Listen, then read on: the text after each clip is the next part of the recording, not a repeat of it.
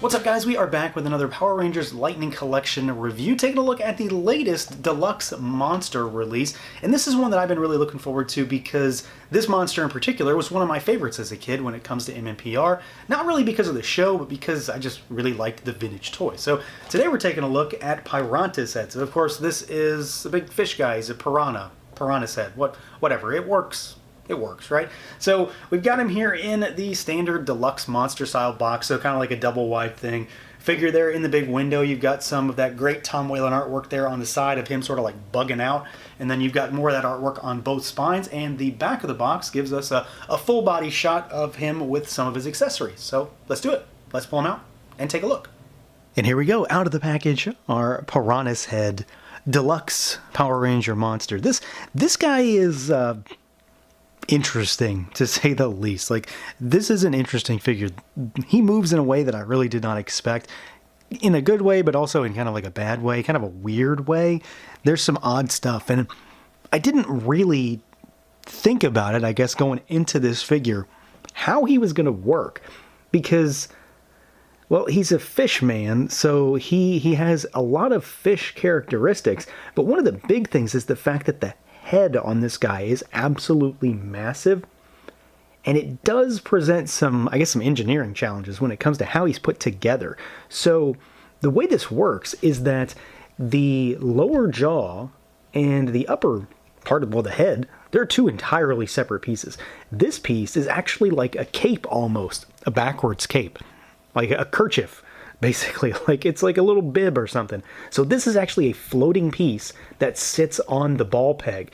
So it's just sort of sitting there like a cape would, and it's not connected. So it doesn't actually do a whole lot. Like, when you move the head, you're only moving the top of the head, the skull, really, not the lower jaw. So you can get into some weird nonsense like that.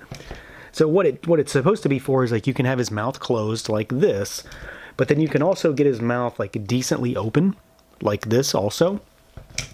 Now you can rotate a little bit, but you've got to watch, because you're going to get into a situation where, you know, you push it too far and he's kind of like slack-jawed or some sort of nonsense. So it's really, really weird. Like, you know what, let's just do it.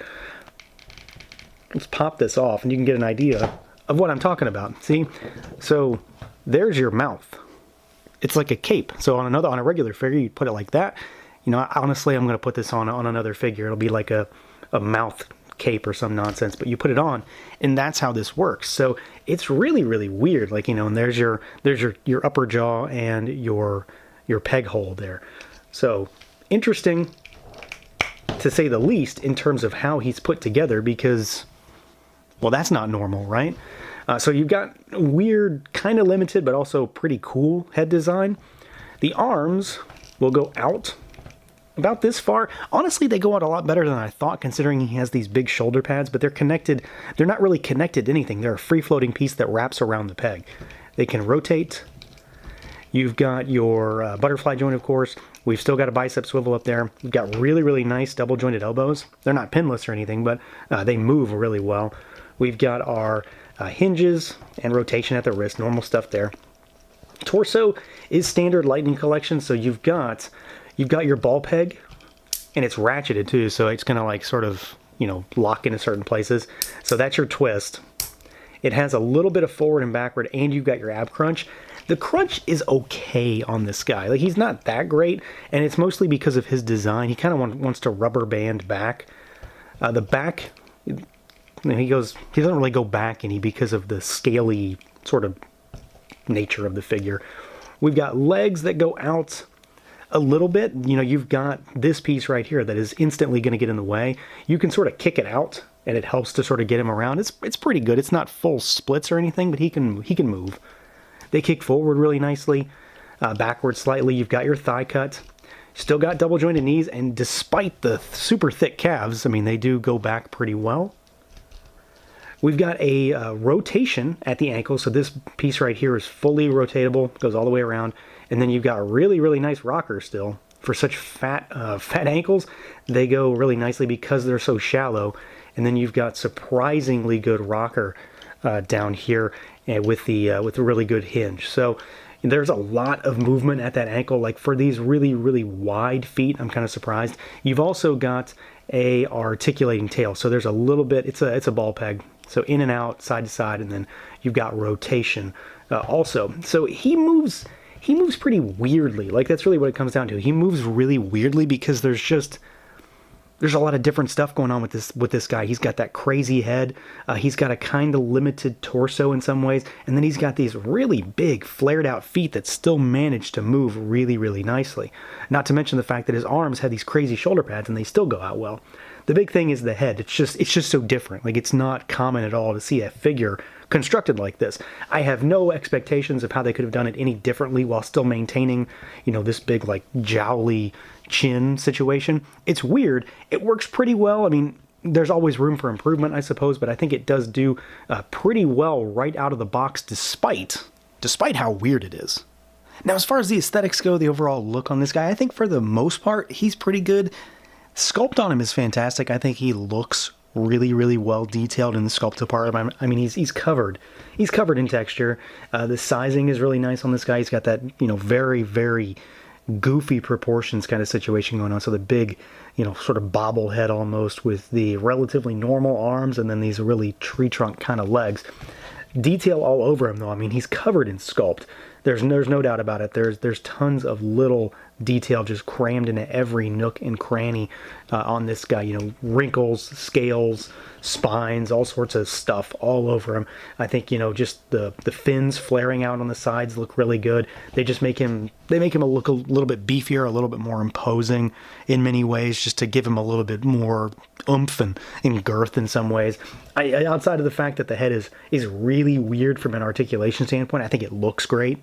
It's really nicely textured. And again, it's really big. And that's not a negative to me in this regard. It has a lot of detail. It's a lot of presence for this guy. It definitely is one of the focal points for this figure because it's so big. So that's kind of a cool thing. It definitely stands out. I do, however, think that the figure is in many ways very washed out when it comes to its colors. Like, it looks a little bit too, like, I don't know, like Easter Sunday. Like, it's very pastel in many ways, and I don't recall him looking like this. The vintage figure in particular is, kind of comes to mind, and he's a lot darker, and that may have been a little too dark, but even things like the feet, like, I don't think he was this, like, pastel sort of green color. I believe he was a lot darker, more, I don't know, green. And then, like, the clawed toes down here, I don't believe they were supposed to be white. Someone correct me if I'm wrong. But I feel like this should be a little bit greener and just through and through greener. The blue-gray, whatever you want to call this color, I mean, it definitely has blue leanings to it. I think it looks pretty good.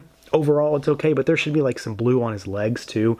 And then there's just a lot on him that just seems super, super, super washed out. Not to mention the fact that, well, it's a Power Rangers monster, and they're always just grimy for, whatever reason they had to be grimy. He needs a little bit of a wash. That's not the hugest thing to me because, I could quickly fix that in about 5 seconds. But it's something to point out. Like, I do wish that there was a little bit of a wash on the white and cream plastic just to bring it out, because undoubtedly there is a ton of detail in all of this sculpt. All this, like, wrinkly texture, like these, like, cracks and craggy texture all in the shoulder pads and everything. So there's a lot to like about what he looks like, but at the same time, what kind of the norm with these, really, for better or worse, kind of the norm is that there's a lot to like about it, but there's certainly things that could have been better or just, a little bit different. Like, I do wish that some of these colors were a little bit deeper rather than being so bright, and deeper in kind of a darker way, maybe. Not necessarily like saturation, but just maybe a little bit darker. Especially this green. Like, this sticks out to me as super, super bright, and I kind of wish that was a little bit darker. Otherwise, though, I mean, for the most part, I am still pretty happy with the way he looks. I do really like his size. He's not super huge, but he's also not tiny by any means. And then again, those fins do really make him look a lot bigger than a lot of other figures. And one thing to note, this piece on the back, this fin, you have to put it in, so some assembly required, just because he can't fit in the box with it. So this is a removable piece, and it just cinches into the back. This piece, however, in particular, now that I'm talking about it, does look really good. Like, I do like how pink this one is, I guess, which seems weird since I'd rather some of the others be a little bit darker. But something about this looks really good. The shading on this particular fin, I think, is pretty top notch. Like, it's super, super nice. That fade does look really good. So there's a lot to like about him, but at the same time, I do think that some of those colors are maybe a little wonky. And then for some size comparisons, here we are with you know, a Lightning Collection Ranger, so Red Ranger. We've got another monster, Eye Guy. And you can see that these guys are very much on par. He's just not as thick and chunky. And then, of course, you know, your mileage may vary, but I still very much like the fact that the monsters are a lot bigger than the Rangers. It makes them seem like an actual threat. It makes the price point a little easier to swallow. Let's move this guy aside, and we'll do... Here's a Mythic Legion, just for a larger but not as large figure.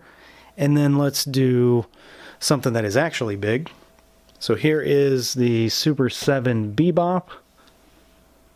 So he's huge, obviously, but he's still pretty close. And then let's remove that, and we'll do another big figure just from a different company. So here's the NECA Toka. And you can see this guy has a lot of size to him. Like, he's still really big. He's not super, super thick and chunky, but he's really tall. He's going to tower over your Rangers. And, you know, you can pretty much use this guy across the board if you need a weird looking fish dude. Now, when it comes to accessories, this guy doesn't really have a great deal. Honestly, I feel like he has less than, he's got to have less than some of the other ones, right? Just based on quantity alone. So to start with, he's got some extra hands. So we've got a gripping right and a fist on the left here. And then as far as extra hands, you've just got a set of sort of, you know, style pose, clawing, big, wide gripping hands. That's it, just those.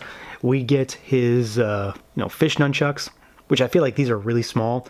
These do not look big enough to me. Well, the fish on them look enormous, but the actual chain is really small. It's also kind of locked in this position too, so it's kind of weird to pose. Like, it has no bendy nature to it. It is what it is, and of course it's like unpainted metallic silver, so it has no. It looks like a toy. It doesn't look in any way realistic. And then we've also got this. We always get an effect, right? We got this one. This is the one that came with In Space Black, I want to say. And I don't really care for it on this one. Like, you kind of like put it on one of the fish or something like that, and it can look like a swooshing kind of thing, you know, to have it do that. Or you can have it sort of like, it can kind of sit in one of the fins on one of these fish to have it sort of, you know, locked in place. So it looks like it's in motion, kind of looks like it's swinging. It's not your traditional swinging nunchuck effect. I kind of get the idea for it, but it is a little bit on the cumbersome side. So he's got a few things. Nothing spectacular for me on this one, though. There's nothing really about these that are wowing me. They're kind of hard to use, at least for me so far. I'm finding it hard to actually pose him with this as a combo. So overall, there's some things about this guy that I like, and there's some things that I don't like. The head in particular is weird, it's interesting, it's inventive in terms of how they've made this work, but it is really limited. Like, I can't get around it. It is still limited. And then some of the other points of articulation on this guy are a little bit tight in terms of their, clearance in many ways. But for overall, he does move pretty decently. Sculpt, tremendous. I think it's fantastic. He looks really, really good. But at the same time, I do think some of these colors are not exactly right, or at least aren't as I remember them. Some of them, especially those greens, that they look a little bit too pastel to me. And then I don't think he has really exciting accessories. There's nothing about anything he comes with that I find really fun or in many ways easy to use. The nunchucks, I think, are small, and that effect, I get the idea, but I don't know if it's the best one that could have been included with this guy. He doesn't necessarily need a new one for him, but I feel like there's others that probably would have worked just as well, if not better, and maybe be a little bit easier to use. So that's going to do it for this look at the Power Rangers Lightning Collection Pirantishead. Let me know what you guys think. Feel free to like, comment, subscribe, and share, and until next time.